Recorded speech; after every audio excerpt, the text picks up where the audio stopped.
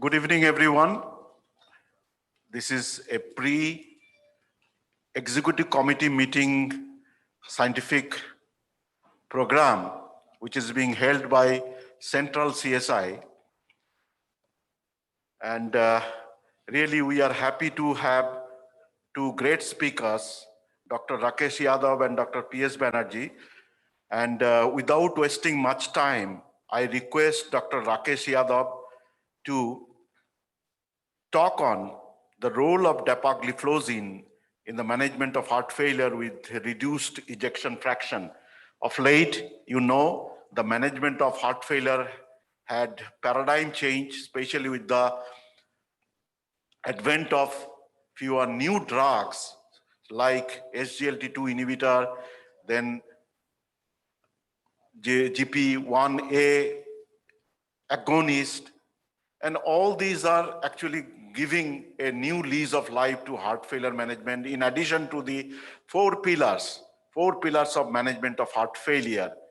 And you know that those are diuretics, then AC inhibitor or ARB, then or ARNI, which is again now a class 1 indication, and definitely the ivabradine and MRA.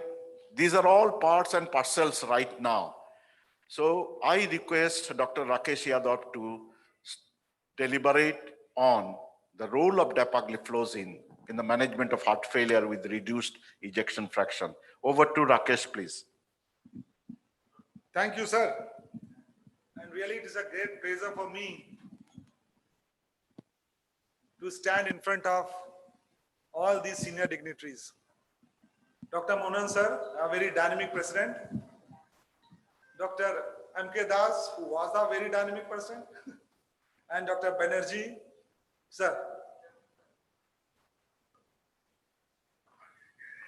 We all know that heart failure is a very leading cause of hospitalization. And initially we used to thought that it's a developed country problem. But no, it is both developing and underdeveloped country problem.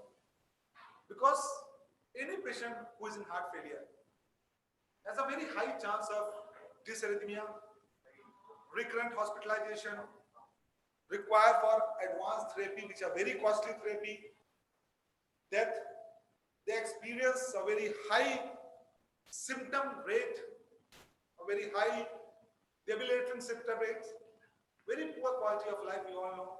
And most important, it gives an immense economical burden, not to the family, not to the society, but to the country. So if you see the death rate because of heart failure, even in United States, which is supposed to be the most developed country, it varies from 400 per 1 lakh to 200 per 1 lakh, more than 1,000 per 1 lakh. But if you come to the India, so we have a very limited data, but the heart failure burden in India is also very high. The estimated prevalence ranges from about 1.3 million to 4.6 million. And the annual incidence ranges around 1 million.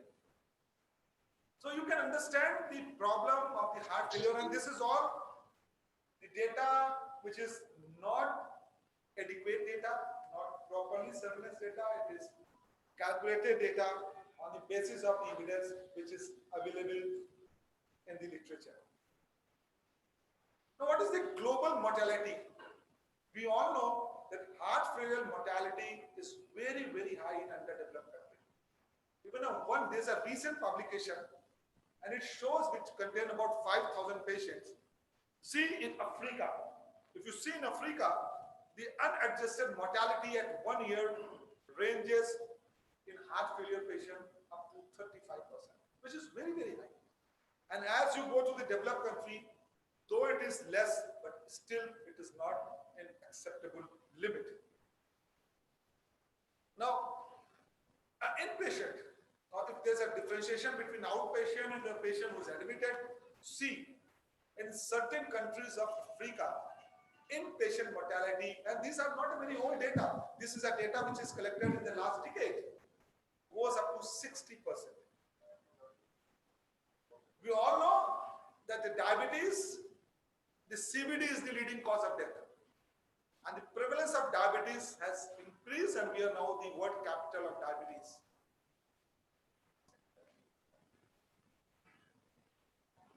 And that is important statistic. In diabetes, if it is an older person, more than 65, two-thirds patient die of cardiovascular complication. Again, this is a data. In a diabetic, the most common cardiovascular disease besides peripheral artery disease is an heart failure. 14% of the total cardiovascular manifestation in diabetes is heart failure. And there's a reverse data. If you have a history of heart failure, the diabetes is more than one-third population. Now the journey of heart failure, yes, it begins in the era of Hippocrates, 460 to 377 BC. And at that time, the concept of humor, dropsy, blood leaching was done, the blood leech therapy, bloodletting was done. Then there is huge draining needles, which are known as certain equipment by which they drain the fluid. And then the first discovery in a management of heart failure was in 1785 by William Wilroney, monograph of digitalis. And this is the first drug used for the treatment of heart failure. And then after that, the new drugs like diuretics, thiazides, ACE inhibitor, beta blocker, first transplant in 1967. Then we have a lot of assist devices which has come in the market. Then ICD, cardiac resynchronizing, a lot of new drugs, stem cell, genetic engineering heart, artificial heart. And we have ample data in management of the heart failure starting from 2001 to 2020 and on well-conducted large trial. But at present, we all know that in a patient of reduced ejection fraction, when you have a heart failure, you have only 4 drugs. Beta blocker, ACE inhibitor, or ARB or RB. Only these 2 drugs have shown the mortality benefit. For a symptomatic benefit, it's a diuretics or digoxin. And we are waiting for a drug which further enhance the mortality benefit in a patient of heart failure beyond these drugs. The second important thing, we all know that all the trials in a diabetic patients, the macrovascular complications by strictly controlled diabetics has not reduced. So we also need a drug in a diabetes which has a mortality benefit as far as cardiac complications are concerned and mainly the heart failure. So we required a drug in a diabetes which has 2 actions. It controls the diabetes and it improves the cardiovascular mortality in heart failure patient. And these are the drugs. These are the drugs SGLT2 inhibitors, which have shown a lot of promise in management of diabetes as well in management of heart failure without diabetic also. Today my aim will be only in dapagliflozin, and I will share in short DAPA only. We all know that SGLT2 is a sodium glucose transporter. What it does, it absorbs the glucose and sodium from the urinary tubules. A very basic, when the threshold of the glucose increases in the blood, the glucose is secreted and it absorbs the glucose and sodium. And when we block that receptor, there is a glycosuria. A very simple mechanism of SGLT2 receptor inhibitors. There's 2 receptors, SGLT1 and 2, and majority of the SGLT, the glucose absorption is done by SGLT2 receptor, and which comprises about 90%. When you inhibit this receptor, the glucose secretion increases, and that is a basic mechanism which causes diuresis and sodium excretion in patients who are given SGLT2 inhibitors. And if you say proposed mechanism, I can enumerate the mechanism how SGLT2 benefits as far as cardiac patients are concerned. It causes natriuresis, osmosis diuresis, inhibition of cardiac sodium hydrogen exchanger, modulation of cardiac autophagy, reduction in sympathetic nervous system activation, inhibition of cardiac CAMKT, reduction in blood pressure, improvement in vascular structure, increased production, reduction in glucotoxicity, so on, so on. So there is a lot of mechanism which has been described by which SGLT2 improve or helps in cardiac complications. And these are the basic property. It doesn't reduce HbA1c in a very great extent, only 0.6 to 0.9. So it is not a very great drug, but if you want to reduce the HbA1c, and these are all the statistics, and we all know that these three drugs which are available in the market and well-established drug, and all three drugs have shown benefit in reducing cardiovascular event when they are given in diabetic patients. So now my talk is how DAPA will help. Not only diabetes, because there's a study which has shown that DAPA is going to decrease the cardiovascular mortality, especially the heart failure, once it is given to the patient of diabetes. Now the question arises, if you give DAPA in patients with reduced ejection fraction, patient is in heart failure, his ejection fraction is less, and you give DAPA not to treat diabetes. You give it DAPA to treat not to treat the heart failure, for a heart failure purpose. And let us see the evidences. And that is the topic of our today's topic. This is a DAPA, which is a trial which is known as DAPA heart failure trial, which is recently published. Now it cannot be recent, but yes, I can say it is a recently published trial, which included patients of symptomatic heart failure. There is a history of heart failure, EF less than 40%, and they have a raised BNP level. So the heart failure is a true heart failure event. And there is an exclusion that eGFR should be more than 30, and there should not be hypotension, and type 1 diabetic should not be given. And they have checked what is the primary endpoint is a cardiovascular death or worsening of heart failure. These are the primary endpoint. And this study is designed very well designed study. And statistically it is a powered study. It is not an underpowered study. Approximately 4,600 patients were randomized to two groups. And this is published in Lancet in November 2019. This study has been published, and this is a flow chart of the study. About 8,000 patients were screened, 4,700 were randomized, half to DAPA, half to placebo. And there's only very limited patients who have not received the data, and about 240 patients discontinued DAPA because of various causes. So, and these are the basic characteristics. Basic characteristics is important that the patients, about 31 patients is in NYHA class 3. So all patients are symptomatic, and there's good amount of patients which are having NYHA class, and though there's 50% are ischemic, but about 30% patients are non-ischemic. So there's ample non-ischemic heart failure patients. And the most important thing in this trial, only 40% patients are having diabetes. As far as criteria is concerned, only 41 patients are diabetic, the rest 59 patients are non-diabetic patients. And this is a baseline treatment. The diuretics in about 90% patients, ACE inhibitor in 90% patients, beta blocker in 96% patients, MRA is 71%.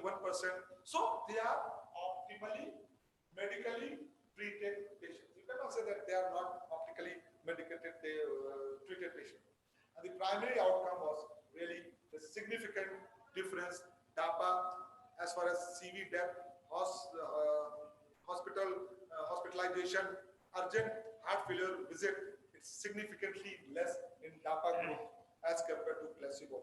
And when you see worsening of heart failure event, cardiovascular death, all are significantly, and all cause mortality is also significantly less in DAPA group.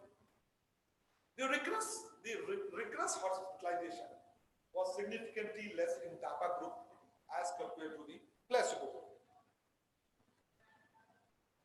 After that, yes, there is a significant reduction in all-cause mortality, heart failure admission.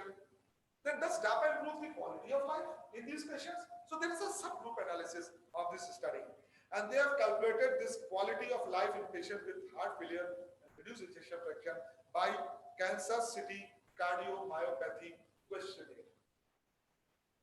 And what they find, dapagliflozin reduces CV death and worsening heart failure across all range of baseline Kansas City Cardiomyopathy Questionnaire. Improves symptoms physically function and quality of life. It increased the proportion of patients experiencing at least small, moderate, and large improvement in their health statistics. And this is the calculation that if a total symptomatic score is more than 5, then you just require 14 patients to get good improvement in quality of life. And if it is more than 15 points, you need only 18 patients. So NNT is also acceptable as far as quality of life is concerned in these patients. Now, there was a lot of debate when this NHGM paper was published. A lot of persons says no. You cannot claim that it is not benefited in non-diabetic, because what they have included pre-diabetic into the non-diabetic. And we all know that pre-diabetic long-term complications are similar to the diabetic, and there's ample studies. So there was a debate that you cannot claim it. The pre-diabetic is definitely a non-diabetic. So what happened recently? Analysis of DAPA heart failure trial was published in JAMA. And this, what they have done, they have differentiated this patient as usual and into the diabetic, pre-diabetic, and non-diabetic, and also all HbA1c ranges. And these are all baseline characteristics, and you can see that HbA1c in non-diabetic was 5.7, and in diabetic was 7.4. So they also say that it is practically a non-diabetic population, not pre-diabetic and non-diabetic population. And they again find that there is a significant improvement in a primary endpoint, worsening heart failure, cardiovascular death, and all-cause mortality.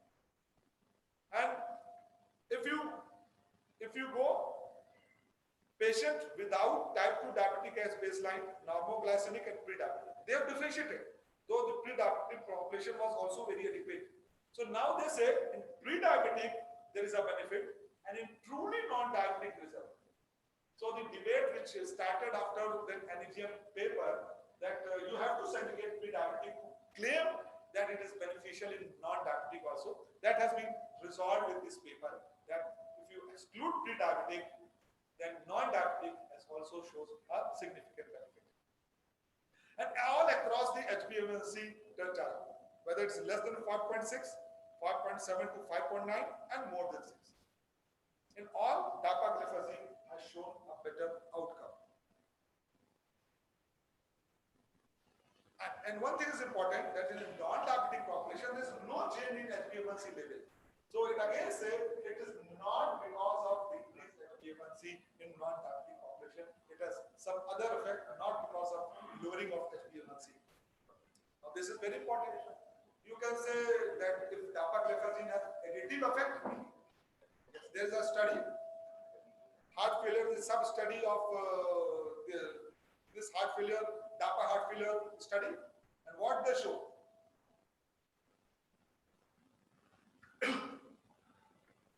Now, in a patient who were on MRA, who were not on MRA, 71% patients were on MRA.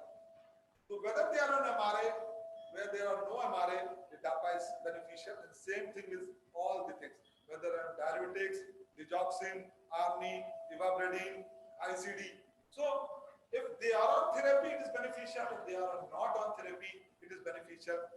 And however, if you combine the DAPA with conventional therapy, ACE inhibitor or ARB, beta blocker, MRA, it has shown more improvement.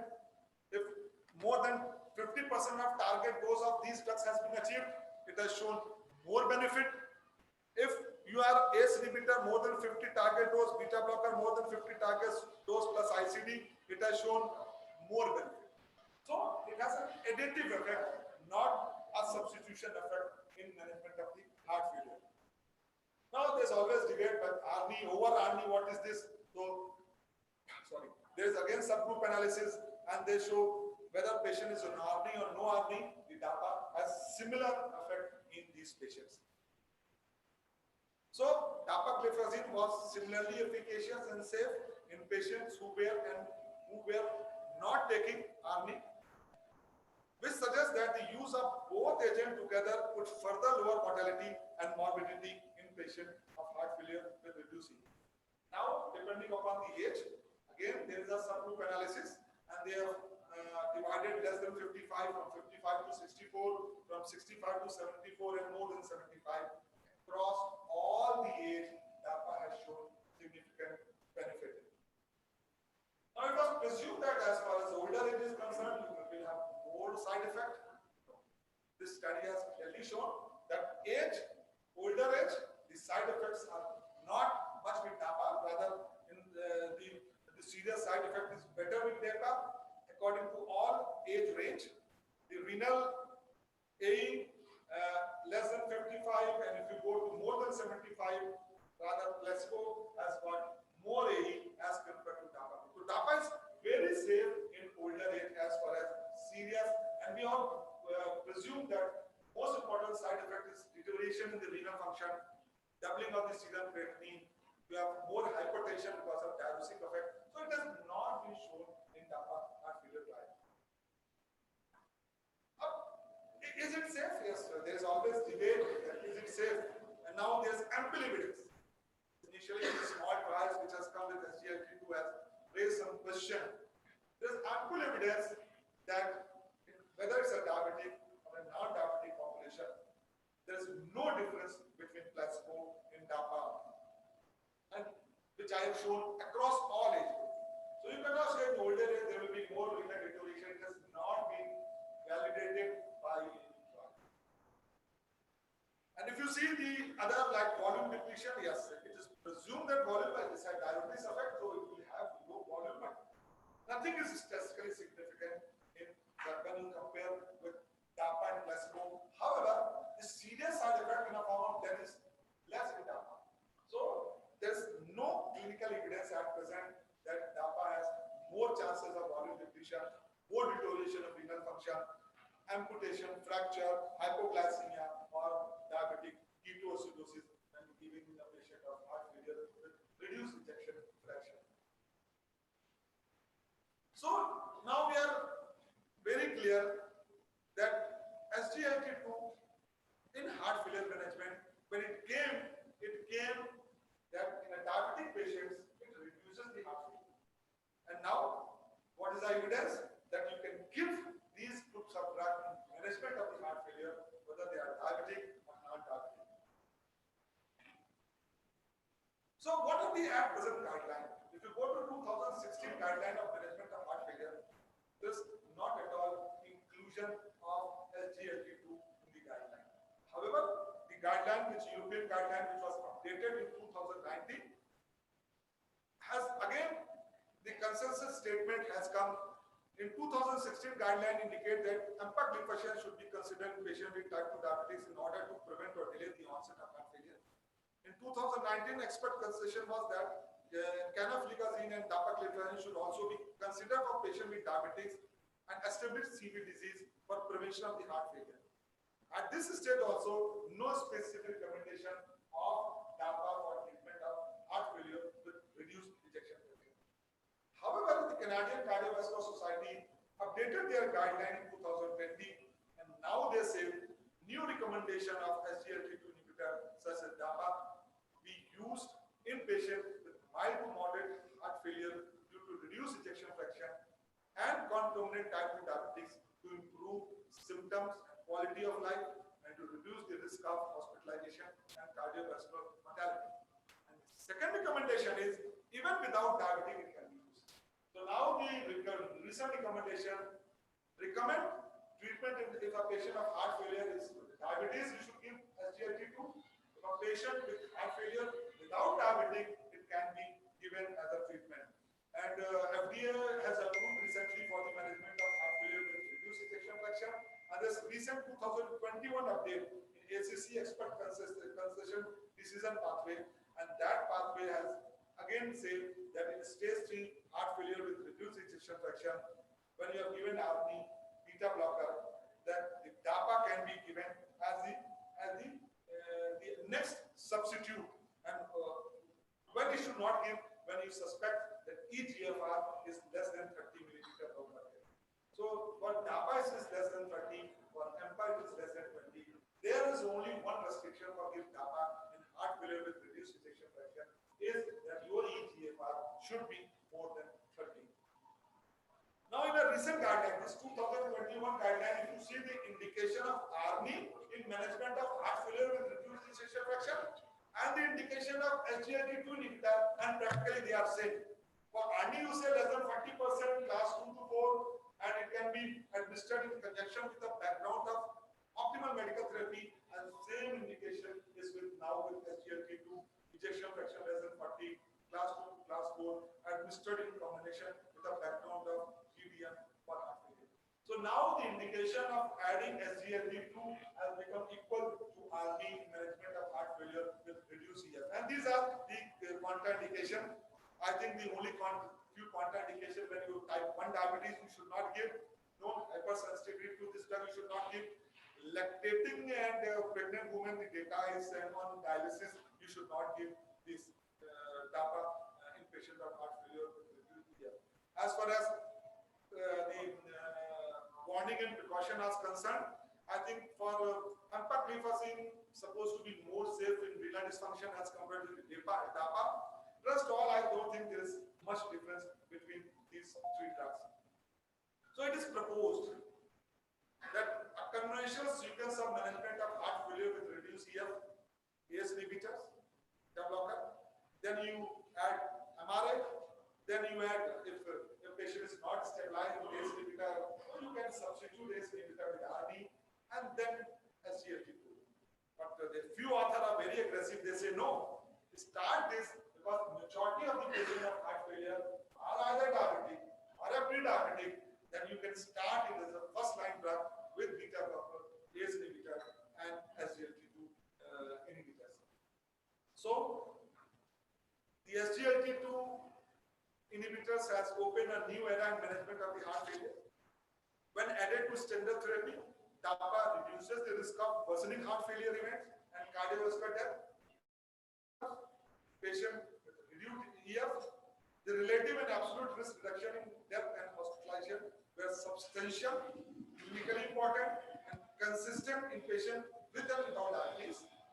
DAPA was well tolerated, and the rate of treatment discontinuation was low, both diabetic and non-diabetic. DAPA offer a new approach to the treatment of heart failure with reduced EF in patients with or without diabetes.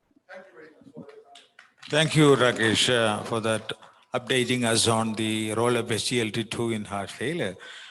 As you said, none of us, this would be possibly for the first time that when the FDA said in May 2020 that a drug developed to treat diabetes can be used in heart failure with or without diabetes. Now, that was very interesting, and as you have shown most of the data, we are getting more and more areas. The last but one slide again, you showed where to put it. The fantastic four, beta blocker, MRA, ARNI, and CLT2, how to sequence it. These are areas where possibly we can have an interesting discussion. We will have the second talk also to come, and may I have the pleasure of inviting Professor Banerjee for his talk on the importance of heart rate. I think every one of us are aware how important heart rate is in the eventualities that happens in heart failure, both in the genesis of its mortality and otherwise. So, Professor Banerjee, please. So, good evening, everybody, and welcome to the City of Joy. Our President, Dr. Mohanan, and all of the respected DC members, dear friends. So, my task is to discuss the role of beta blocker in the management of heart failure in reduced ejection fraction. Now, you all know that this is an age-old drug, beta blocker, and is being called as reverse remodeling drug. So, there is no controversy of using beta blocker in the management of heart failure with reduced ejection fraction. But now the concept has come in whether you can combine a newer molecule, ivabradine, with beta blocker in the management of heart failure, where the patient cannot tolerate the recommended dose of beta blocker because of the various side effects or contraindication. Now we all know that heart rate is one of the most ominous sign, particularly the resting heart rate in the outcome of the heart failure with reduced ejection fraction. So if you cannot achieve the basic heart rate in the rest below 70, you don't get the outcome benefit. And to achieve that, beta blocker is definitely a major drug, particularly the beta 1 receptor blocker like metoprolol, carvedilol, and the bisoprolol. Now the question is that many patients do not tolerate the target dose, or when you try to up-titrate the dose of beta blocker, several side effects come in, and obviously you have to restrict the dose, and then you have to think of another molecule which is having beta blocker-like effect, but doesn't got much any compromise in the hemodynamics of the heart, like the blood pressure, cardiac output, etc. So thereby initially, when the patient comes, we first start with the beta blocker and other drugs already being discussed like MRA, ACE inhibitor or ARNI, and finally what Dr. Jadhav has already said about the SGLT2 inhibitor. And even then the patient's resting heart rate is going high, then you think of using a new molecule, ivabradine. You already know that being used for a quite long time, which is IF channel inhibitor acting on the SA node and not causing significant bradycardia, and also does not have any effect on the cardiac hemodynamics. Now this is the energy lost because of the continuous beating of the heart, almost 300 milligram of ATP per beat and 30 kg of ATP per day. So heart rate reduction by 10 beats saves 5 kg of ATP per day. So the main target is to reduce the heart rate to below the 70 rate, but not below the rate of 50, because that will be associated with other side effects. Now the prospective study has shows the primary composite endpoint as you going below the bradycardia side or lowering the heart rate. And if you compare when the heart rate is more than 87 as opposed to when it is less than 70 or 72, the primary composite endpoint also progressively decreases. So thereby lesser the heart rate, less is the chance of worse outcome from the heart failure with reduced ejection fraction. Now is it a risk factor or is it a marker? Now the slide shows that it is more of a risk factor. Now as there is an increase in the heart rate, that will lead to situation of chronic heart failure because of the tachycardia-induced myopathy, you all know that, and there is increase in the oxygen demand. There is a ventricular inefficiency because of the reduction in the filling time, so automatically the stroke volume will reduce, and thereby ultimately patient will go into the chronic heart failure because of persistent tachycardia. And there is also some comorbidity problem like microalbuminuria, that is remodeling of the heart, there is a cardiac hypertrophy, and because of the increased heart rate, as you know, there is a demand-supply imbalance, and there is chance of ischemia, and reduced diastole will lead to decrease in the coronary perfusion. And finally, there is increased rate of atherosclerosis because of the oxidative stress, because of the flux instability, and because of the arterial stiffness. So all these factors are considered as the risk factors for various numerous things that I already mentioned. So thereby, the idea is to reduce the heart rate, and thereby you prevent chronic heart failure, comorbidity, remodeling, ischemia, and atherosclerosis. Now, when you are not being able to reduce the heart rate to the target level, obviously then you have to choose another molecule, and that is called ivabradine, which is IF channel inhibitor, acting on the SA node, and thereby reducing the heart rate and helps in titrating the dose of the beta blocker, or also help in reducing the side effect of the beta blocker when being used in combination. Now we all know that beta blockers, there are three mainly used, and there is no much difference between the carvedilol or metoprolol or bisoprolol. All those have definitely the mortality reduction and anti-remodeling effect. So thereby, choice of beta blocker is your experience and you are comfortable with, and these are the various beta blocker trials like Merit heart failure, CIVIS-2, and the Copernicus using the metoprolol, the bisoprolol and carvedilol. More or less they are having the similar results, the relative risk reduction varying from 34 to 35%. So there is no much difference in reduction of the mortality rate. Now what is the difference between these three molecules?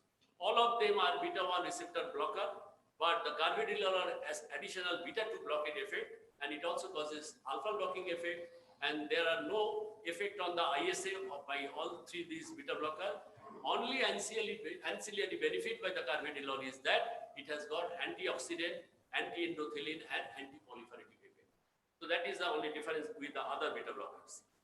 So thereby, when metoprolol is compared with the carvedilol and in the COMET study, and as the days progresses, the length of therapy increases, and they have shown that there is divergence of the curve as you continue to treat with these two molecules in terms of reduction in the mortality, and that is definitely a beneficial in favor of this carvedilol as compared to the metoprolol. Similarly, the onset of new diabetes also you can see as you continue treatment with these two molecules, there is again divergence of the curve, and incidence of diabetes has seen to be more with the metoprolol as compared to the carvedilol. Now coming to the heart rate reduction, when you achieve a heart rate of 70 or less than 70, and you can see the annual mortality rate also progressively diminishes. So thereby the bottom line of the fact is that the reduction of the heart rate, that particularly the resting heart rate below 70, has to be achieved without any side effect of the titrating after taking dose of the beta blocker. But if you come across with that effect, then you have to consider this new molecule, that is ivabradine, which is a IF inhibitor and acting on the sinus node, and thereby there is a key determinant of the heart rate, SA node, and ivabradine reduces the diastolic depolarization slope. And the advantage of ivabradine is that it does not cause any effect on the cardiac hemodynamics like the systolic blood pressure or the cardiac output. And mean heart rate reduction, as you compare the placebo with the ivabradine, there, as you can see, there is no much significant difference between the heart rate of different doses of ivabradine. So thereby, there is no fear of producing significant bradycardia as you uptitrate the dose of ivabradine. Now coming to the effect of the composite endpoint reduction again, when it is compared with the placebo, and as you can find out that the cumulative frequency of the composite endpoint reduction was by 18% in favor of ivabradine when it is compared with the placebo. What can we achieve to target the heart rate? Again, it is the slide showing that greater the rate and more is the chance of primary composite endpoint. So again, showing the result that this is from the SHIFT trial, that if you can reduce the heart rate between the 60 to 70, the primary composite endpoint also comes down, and that has been shown from the day 28 onwards, that progressively the patient heart rate becomes stabilized to the tune of 60 to 70, the primary composite endpoints comes down. Now, as regards the other outcome, like the cardiovascular mortality, hospitalization of the worsening heart failure, death from heart failure, all-cause mortality, all-cause hospitalization, and any cardiovascular hospitalization, all are in favor of ivabradine, and as when you achieve the target heart rate. So the question is now, is it possible to combine the ivabradine with the other beta blocker, particularly which is now recently being marketed with the carvedilol? Now, if you consider the contraction and relaxation in heart failure with reduced ejection fraction, as you can see that there is compared with the normal situation, and there is a reduction in the contraction, and also there is a prolonged relaxation period. So that will ultimately affect the cardiac output. And the pathophysiology is that in the heart rate reduction associated with increased performance. So when the contraction is reduced, the filling is also less, the stroke volume is also less. But when you reduce the heart rate, the diastolic filling period is more, and that there will be more cardiac output, and the whole hemodynamics also changes. The short-term effect of ivabradine on the LV function, as it shows, when you look at around 4 hours of therapy, the heart rate is reduced by 27%, stroke volume is increased by 51%, and there is a neutral effect on the cardiac index. And that is the advantage of ivabradine over the other beta blockers. The short and long-term hemodynamic effects of the beta blocker varies, and you can see the left ventricular ejection fraction when the metoprolol is compared with the standard therapy. Now, initially there is no much increase in the ejection fraction. Now, as you continue to follow the treatment with the guideline-directed therapy, look at the 3-month result, there is a significant improvement in the left ventricular ejection fraction as compared to the early therapy. So longer the duration of the beta blocker therapy, there is a more anti-remodeling effect and more is the chance of cardiac performance and improvement in the cardiac ejection fraction. So also, if you look at the left ventricular end-diastolic volume index, there is a significant reduction of the end-diastolic volume index when carvedilol is compared to the placebo. And when the ejection fraction is concerned, as I already told, there is over the period of time, the ejection fraction also increases. So the clinical problem solving the different profiles. Now, what are the different profiles of the beta blockers as compared to the ivermectin? Heart rate reduction is definitely there with the beta blocker, and that can go to a significant low level and resulting in the side effect or reduction in the dose. Whereas the ivermectin, it does not go too much low, so that because its effect is only on the sinus node, so there will be no significant decrease in the heart rate. Stroke volume reduced by the beta blocker, as you all know, but the ivermectin rather increases the stroke volume. Cardiac output, it is reduced by the beta blocker, but the neutral effect with the ivermectin. And blood pressure, there is no change in the blood pressure with ivermectin as opposed to the beta blocker where there is reduction in the blood pressure. Now, facilitating the up-titration of the dose of beta blocker, as I already told, that when you use only the beta blocker and patient cannot tolerate it, you cannot achieve the target dose or the recommended dose, then you have no choice but to reduce the dose to the maximum tolerable level. And on top of that, if you find the resting heart rate is more than 70, then you add the ivermectin to control the resting heart rate below 70 to get the maximum benefit of the combination of these two molecules, that is carvedilol and the ivermectin. Now you see from the slide that when ivermectin is used with the beta blocker, particularly the carvedilol, then the 19% without the beta blocker see the quality of the life, 19% improvement, and when the beta blocker is added with ivermectin, there is 80% improvement in the quality of the life because of the less side effect. And among the beta blockers, you could see the blue bar showing that with the maximum benefit among the beta blockers with the carvedilol when the quality of life is concerned.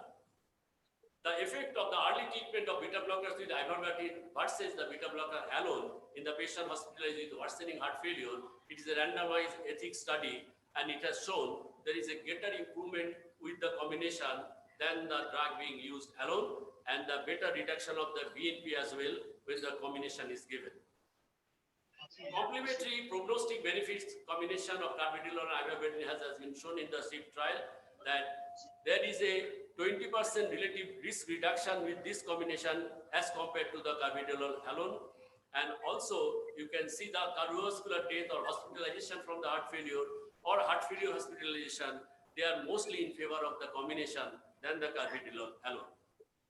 Now, 2060, the ESC guidelines for the diagnosis of treatment of acute and chronic heart failure, the patient symptomatic heart failure with reduced ejection fraction, the blue bar, that is class 1 indication, is the beta blocker. We all know that. Now, still the patient is not relieved. The ejection fraction is less than 35%.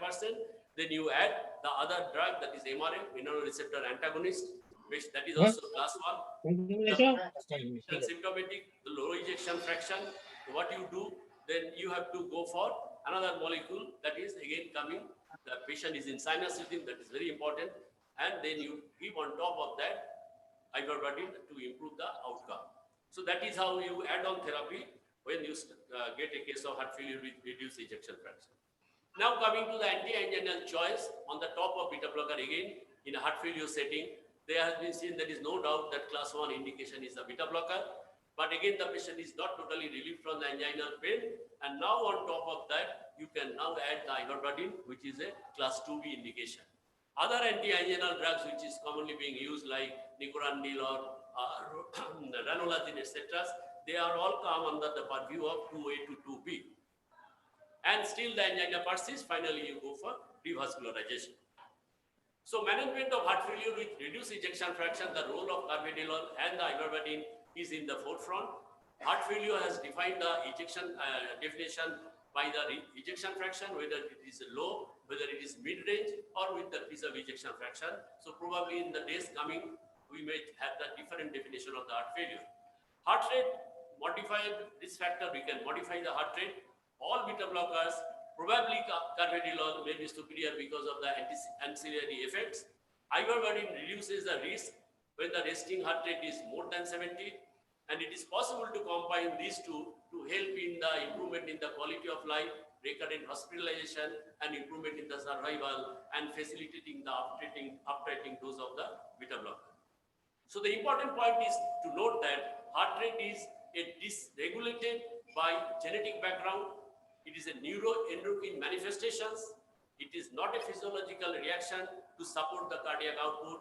So the target should be around 50 to 60 and thereby improve the overall ejection fraction and the survival benefit. Thank you for your kind attention. Thank you, Dr. P.S. Banerjee, for your beautiful presentation. In fact, both the speakers have done excellent job in giving deliberation on two topics, that is the SGLT2 inhibitor in heart failure with reduced ejection fraction by Dr. Rakesh Yadav and Dr. P.S. Banerjee on ivabradine carvedilol combination. Now, as you know, the most important concern in the heart failure management, or rather heart failure with reduced ejection fraction management, is the recurrence of heart failure hospitalization. Now, since that can be reduced by both the drugs, as it has been highlighted by Dr. Yadav regarding the use of SGLT2 inhibitor in addition to the treatment with various other drugs, as the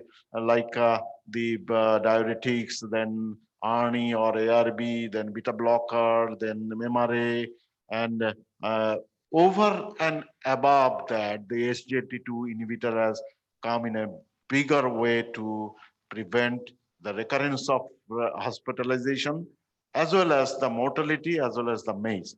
Same way, the very interesting part of the beta blocker story in heart failure is the use of the non-selective beta blocker like carvedilol vis-a-vis the selective beta blocker like the metoprolol as well as the bisoprolol.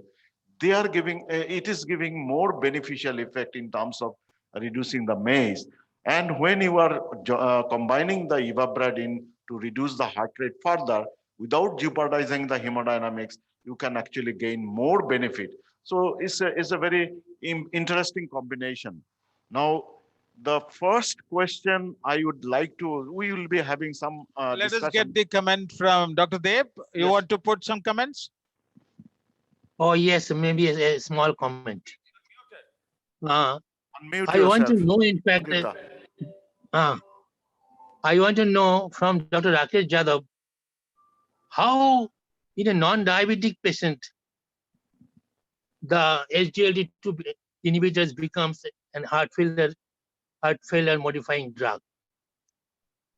And to Dr. P.S. Banerjee, I want to know if the heart rate is at below 70 with beta blockers, will you advocate administration of ivabradine?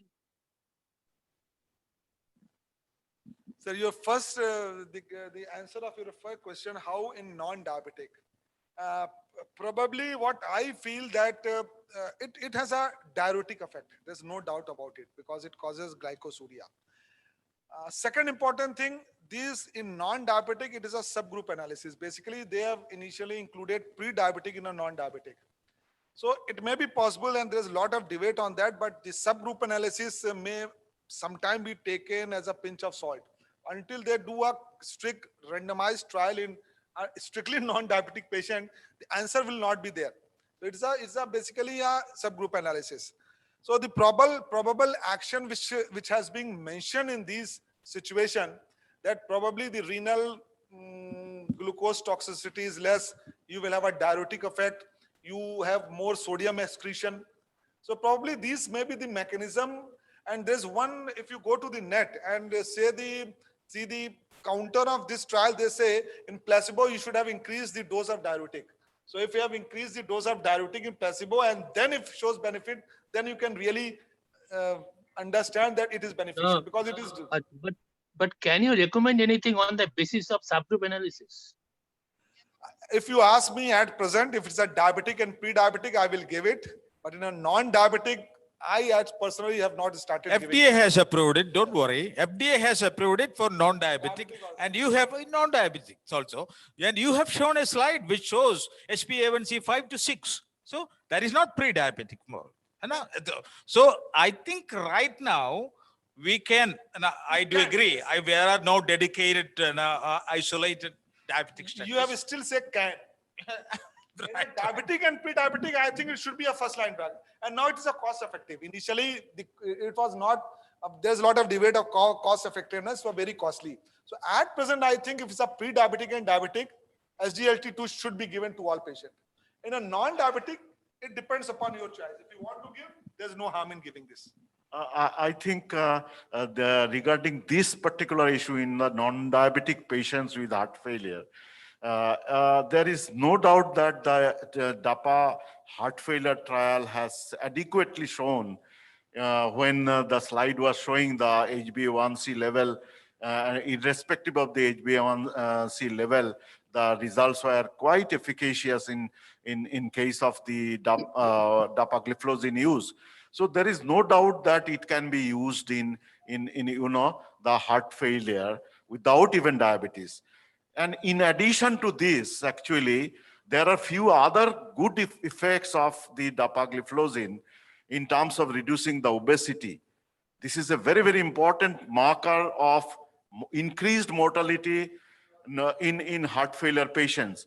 And this has been shown to be very much effective in reducing the obesity or the weight.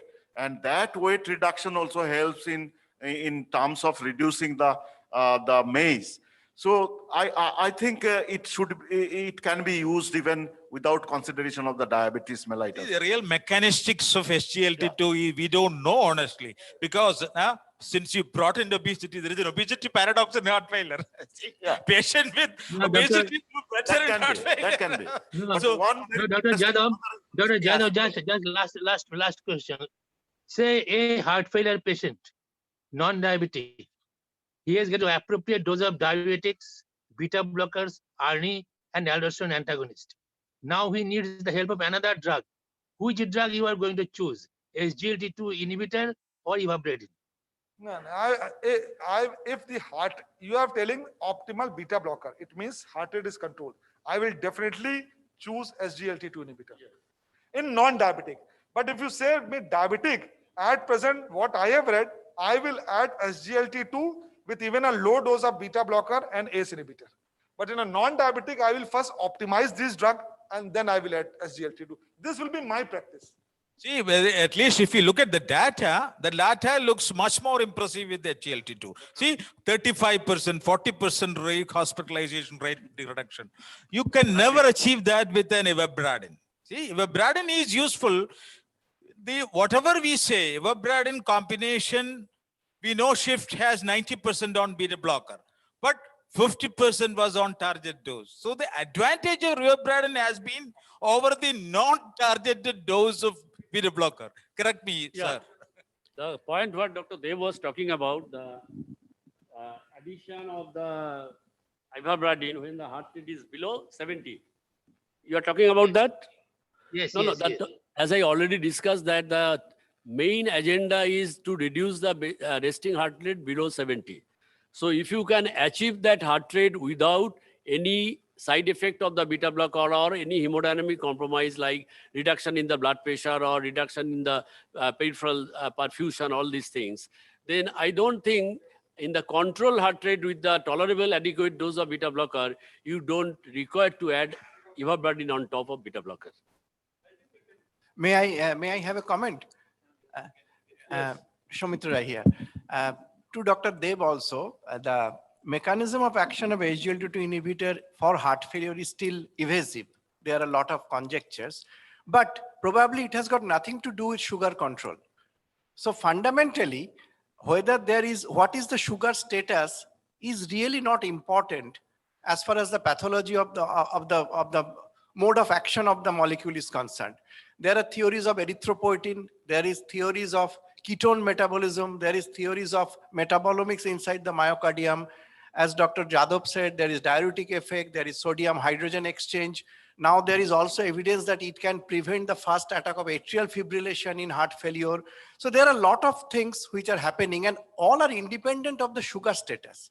So fundamentally, conceptually, non-diabetic should also get benefit, and not only DEPA heart failure, Pradipta, even in Emperor reduced, 45% patients were non-diabetic, even not pre-diabetic. There is also the same trend, almost exactly the similar benefit. So I think there is overwhelming evidence now for non-diabetic heart failure, but if you ask the mechanism, really there is no good answer as yet. We have to wait perhaps. My another question to Dr. Banerjee, we always talk about the resting heart rate. But how many times in a normal human being in a physiological condition remain in that resting heart rate status? Is there any data anywhere that what is the average heart rate and the relation of mortality or event? What we see in the Holter monitor, there is a range from 50 to 150, the average is 75. So is it the average more important in a human being's life rather than the resting heart rate? No, that is very pertinent because all the times it is very difficult to measure the resting heart rate every time. So although there is no paper or there is no trial on that average heart rate, but you have to go by the guideline. What guideline says, they always highlight the resting heart rate, but you are talking about the average heart rate. That is also a very important issue. But we have to get more and more evidence. Whether the average heart rate is more important in terms of reduction in the mortality or whether reduction. Of 6 or 7 beats per minute will give you a 10%. Yes, So there is also the correct. Correct. So lesser the rate, more is the chance of outcome, better outcome. Now, Dr. Banerjee, we know that beta blocker reduce both the resting heart rate and exercise-induced heart rate, whereas digitalis reduces only resting heart rate, not the exercise-induced heart rate. Or I am wrong, the other way around. What is the status of ivabradine? Does it cause exercise-induced heart rate also to be reduced? I don't think because it is acting mainly on the IF channel, no? It is acting on the IF channel. So automatically chance of increase in the race. No, I think one basic question that Soumitra Ray actually started is the resting heart rate versus the exercise induced, or I mean resting heart rate as versus the average heart rate. There should be clear indication that it is the resting heart rate, not the average heart rate. Because More evidence in favor up of to resting heart rate. 150 is beyond imagination. When we listen to the person who was working on the ivabradine, what's his name, doctor? No, Ferrari. So he clearly showed, Dr. Ferrari clearly showed how the actually, the electron microscopic picture of the cell dies with the increased heart rate, and gradually, if you bring it down below 70, how it can regain. Right. I mean, it can have the more chance of survival. Remodeling it was shown. effect. That's why it is the resting heart rate which is much more important, and below 70 and up to 60, he was mentioning about 60 to 70, but not 50 as you showed. But that one, I think 60 to 70 is a reasonable, acceptable level of heart rate. Dr. Rakesh, another comment. I think there was a very interesting observation which was brought about by Muthaiya Vadaganathan. I think this came in November 2020. That if you start all these 4 drugs in a 55-year-old gentleman, the chance of him surviving another 8 years is much better. In an 80-year-old, it's 3 years. So I think it's been proven beyond doubt with the kind of data that we have that this is this combination. If you can use all the 4 drugs as early as possible, it will really translate into clinical. I have just one question to you. This is what has been going. In fact, yeah. Now the only drug which has shown a mortality benefit. I'm just talking about SGL2, is the DAPA.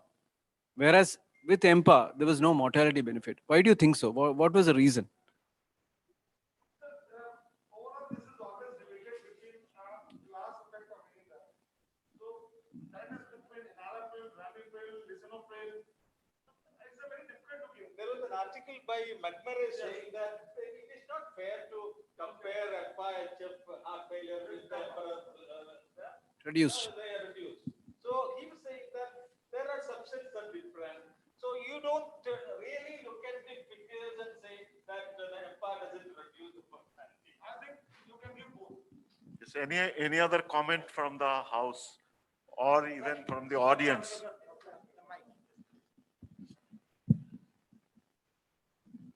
Dr. Banerjee, when we talk of resting heart rate reduction as regard beta blockers, which of the beta blockers will have a better resting rate reduction? Metoprolol, bisoprolol, or carvedilol? Because if we have a beta blocker which has better control on the resting rate, we may not have to add ivabradine in such patients. Yeah, that's right.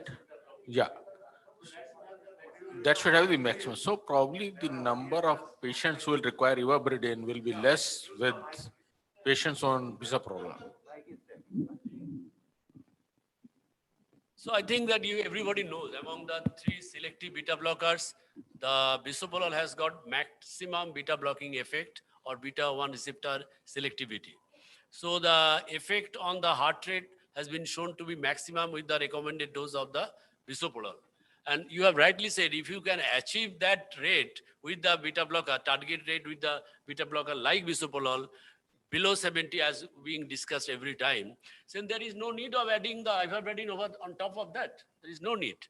So that is the concept, because ivabradine is only required when you cannot achieve the resting heart rate with the tolerable maximum dose of beta blocker, because most of the patient cannot tolerate. There may be severe bradycardia, there may be hypotension, there may be lethargy, there may be low peripheral perfusion, all these things come. So in that situation only you go to add the ivabradine over beta blocker when you are not going to achieve the resting heart rate below 70. So shouldn't then Sir, the one question, bisoprolol be sir, the to preferred beta Dr. blocker? So we have excellent talk by you, sir. What is the role of ivabradine in a patient with a cardiogenic shock, probably BP of 90, where you can't give beta blockers? Can you start ivabradine? I think when There are no patient- data available. Yes, no There's data no data available. available, And but the personal patient experience. is in cardiogenic shock, he requires Cardiogenic shock means 90, not requiring inotropic support, heart rate of 100, 110, not ready any inotropic support. But if you add beta blockers, the pressures are falling. Patient is not cardiogenic shock, you say. A patient of heart failure, which has improved with the 90, we have 20 of patients with 90 blood pressure, now class 2, heart rate is 100. So probably in cardiogenic shock, I don't think anybody will give ivabradine, will try to reduce the heart rate. The shock will worsen. And there is a compensating mechanism. But that is very, very important. Now, what is a big practice in a lot of cardiologists? I say they start ivabradine as a first line of drug. No, that should And not. as Dr. Banerjee is repeatedly telling, it should only be when you have used an optimal dose of beta blocker, not tolerating. No, bad we're talking about not tolerating. We're not able to start. We're not able to start beta There's no blockers. option. But in cardiogenic shock, No, no, no. you will say We're not- don't reduce heart rate because it is a compensatory mechanism. It will worsen the shock. Yeah, what about the role of ivabradine in heart failure with preserved ejection fraction? That is the diastolic dysfunction. No, actually, no paper is there. No, but what we have found in patients who have heart rate, higher heart rate, if we give them ivabradine, they give marked improvement in symptoms. That's what I have seen in a large number of patients. A patient have preserved ejection fraction, but they have dyspnea. Some patients were of asthma who cannot be given beta That is blockers. a standard practice. Patients with, if they are given ivabradine, they have marked improvement in symptoms. I have seen in large number of patients. There is a evidence that if you have a preserved ejection fraction, as heart rate increases, you have more chances of going in heart failure. So indirectly, increased heart rate with preserved ejection fraction can precipitate heart failure. But that is the single most important point. That is the single most important point. So if you, the patient with preserved ejection fraction, if he, most of the time it is coronary artery disease or hypertension, whatever it is. So in that case, I think beta 1 selective blocker will be working better than ivabradine. So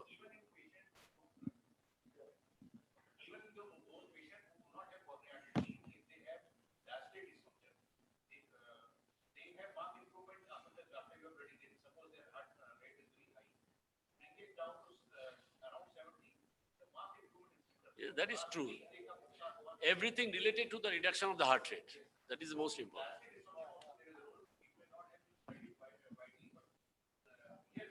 And you have seen in your cases. It's a quite a good. My comment is about the point which is raised by Dr. Jayagopal regarding the Emperor heart failure reduced versus DAPA-HF. Mohan sir was also telling, in fact, we cannot compare the population, but there is a thing. Emperor heart failure, more worse heart failure, their NT-proBNP was high, the ejection fraction was lower, the placebo mortality was high, then the event rates were also a little higher than that in the DAPA-HF. So this has generated an interesting point. If we use an SGLT2 inhibitor, that is what the crux of the thing that Dr. Rakesh Yadav was telling. We should start it earlier, before the heart failure worsens, so that it can change it can impact upon the structural changes in the heart and prevent further deterioration in the heart failure. So this may be one inference or extrapolation of the entire data, not it's a direct comparison. Is that what you thought of? Fair early, rather.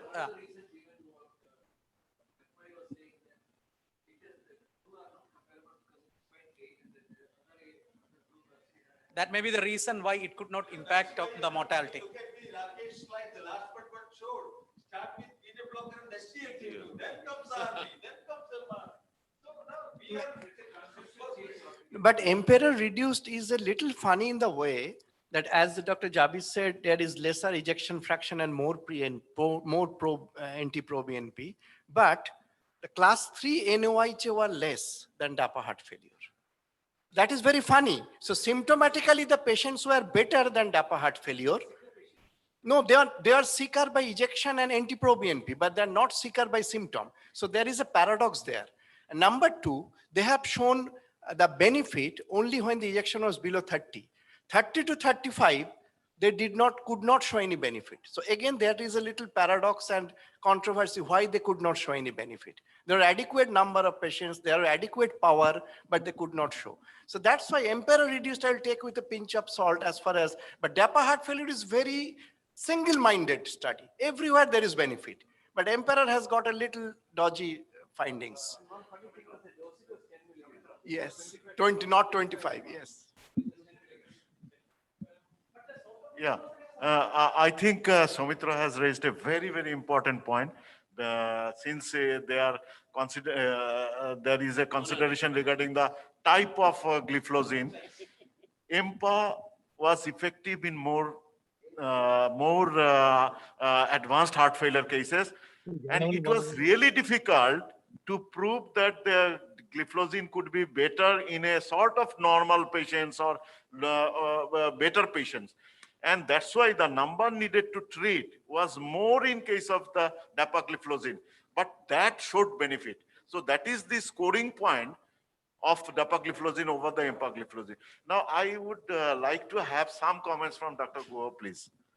Just as one or two comments.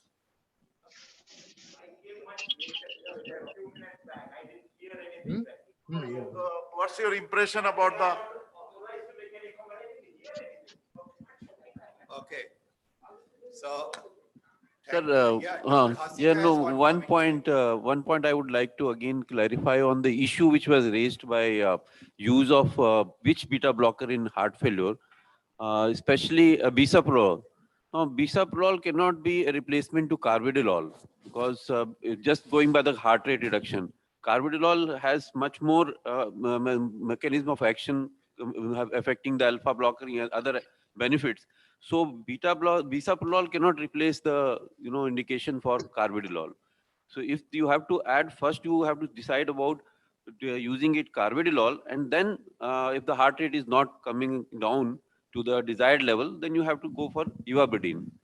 But where will be the condition where only bisoprolol can be used without using carvedilol? Is there any condition in heart failure where we'll prefer bisoprolol over carvedilol? There is no head-to-head comparison between bisoprolol and carvedilol. There is only comparison between metoprolol and carvedilol, and which has shown carvedilol superiority. And we understand the why it's so. Yeah.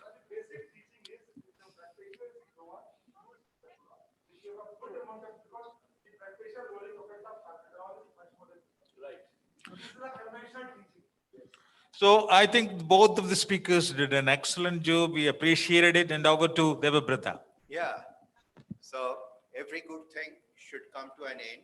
So we had an excellent session and I extend my heartfelt thanks both to the speakers and the chairpersons for conducting this excellent session. And may I request the representative from SAN to say a word or two.